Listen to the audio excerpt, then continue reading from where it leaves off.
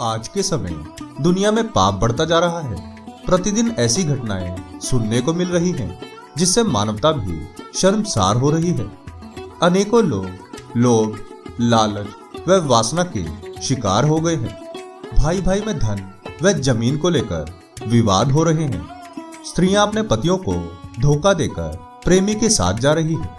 कोई भी पुत्र पुत्री अपने माता पिता का सम्मान नहीं करती। पति पत्नी के गुलाम बन गए हैं। ऐसी अनेकों घटनाओं के कारण मनुष्यों में डर का माहौल बन गया है और वह इन सभी घटनाओं का जिम्मेदार कलयुग को बता रहे हैं। उनका कहना है कि कलयुग आ गया है, इसलिए यह सब कुछ हो रहा है। परंतु क्या आप जानते हैं कि इस कलयुग की शुरुआत कब और किसकी गलती की वजह से हुई थी?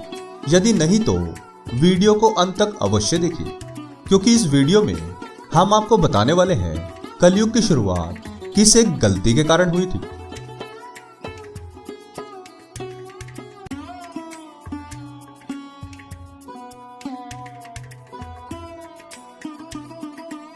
प्रणाम मित्रों, डिवोशनल चैनल में आपका बहुत स्वागत है।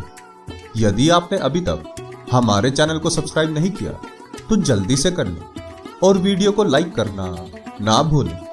तो आइए शुरू करते हैं आज का यह वीडियो। विष्णु पुराण, भगवत पुराण, भविष्य पुराण आदि सभी पुराणों में कलयुग के बारे में विस्तार से व्याख्या की गई है। अगर कलयुग का अर्थ समझे तो इसका मतलब होता है काला युग अर्थात परछाई। यह वह समय होगा जब पाप अपनी चरम सीमा पर होगा।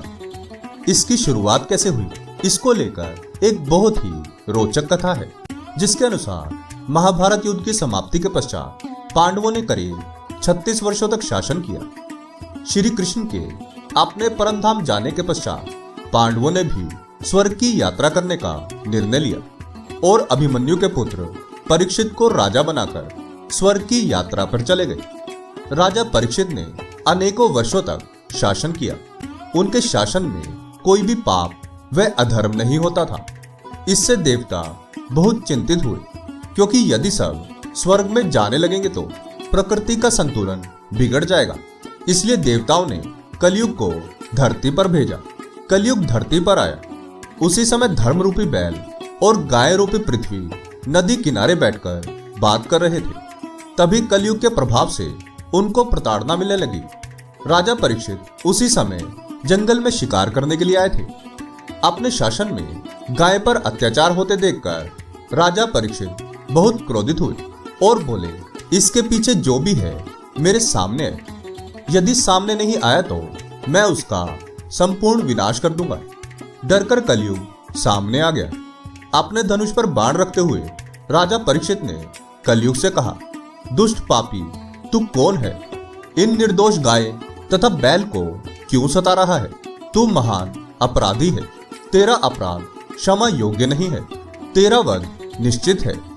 तब कलयुग ने बताया, मैं देवताओं की इच्छा से इस पृथ्वी लोक पर आया हूं। मैं कलयुग हूं। राजा परीक्षित ने बैल के स्वरूप में धर्म और गाय के स्वरूप में पृथ्वी देवी को पहचान लिया। राजा परीक्षित ने उनसे कहा, हे वृषभ, आप धर्म के मार्ग को भली भांति जानते हैं, इसलिए आप किसी के विषय में गलत ना कहते हुए अपने ऊपर अत्याचार करने वाले का नाम भी नहीं बता रहे हैं। हे धर्म, सतयुग में आपके तप, पवित्रता, दया और सत्य 4 चरण थे। त्रेता में 3 चरण रह गए। द्वापर में 2 ही रह गए और अब इस दुष्ट कलयुग के कारण आपका एक ही चरण रह गया है। पृथ्वी देवी भी इसी बात से दुखी है। इतना कहते ही राजा परीक्षित कलयुग को मारने के लिए आगे बढ़े। राजा परीक्षित का क्रोध देखकर कलयुग कांपने लगा और क्षमा याचना करने लगा। राजा परीक्षित ने शरण में आए हुए कलयुग को मारना उचित नहीं समझा और उससे कहा, कलयुग तू मेरी शरण में आ गया है, इसलिए मैं तुझे जीवन दान दे रहा हूं। तू मेरे राज्य से निकल जा और लौटकर वापस कभी मत आना। तब कलयुग बोला, हे राजन, समस्त पृथ्वी पर आपका शासन है। मुझे निवास करने के लिए कोई स्थान दीजिए।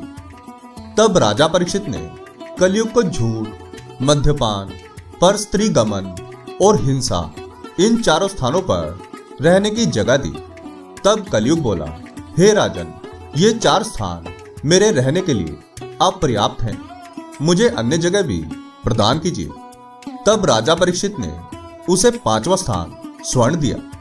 कलयुग इन स्थानों के मिल जाने से प्रत्यक्ष तो वहां से चला गया, किंतु कुछ दूर जाने के बाद अदृश्य रूप से वापस आकर राजा परीक्षित के स्वर्ण मुकुट में निवास करने लगा और उसी के प्रभाव में आकर राजा परीक्षित शमीक ऋषि के आश्रम में गए और उनसे जल की मांग की, किंतु ध्यान में बैठे होने के कारण ऋषि ने उनकी बात का जवाब नहीं दिया। राजा परीक्षित कलयुग के प्रभाव में आ गए और उन्होंने शमीक ऋषि के ऊपर मृत सर्प डाल दिया। जब इसकी जानकारी शमीक ऋषि के पुत्र रिंगी को लगी तो उन्होंने क्रोध में आकर राजा परीक्षित को श्राप दिया कि 7 दिन बाद तक्षक नाग के काटने से उनकी मृत्यु हो जाएगी। 7 दिन बाद तक्षक नाग ने उन्हें डस लिया और उनकी मृत्यु के साथ ही कलयुग का आरंभ हुआ। यदि राजा परीक्षित कलयुग को स्वर्ण में रहने का स्थान न देते तो कलयुग की शुरुआत नहीं होती, उन्हीं के कारण इसकी शुरुआत हुई। आपके इसके बारे में क्या विचार है, हमें कमेंट में जरूर बताएं। आशा करते हैं कि हमारी प्रस्तुति आपको काफी पसंद आई होगी।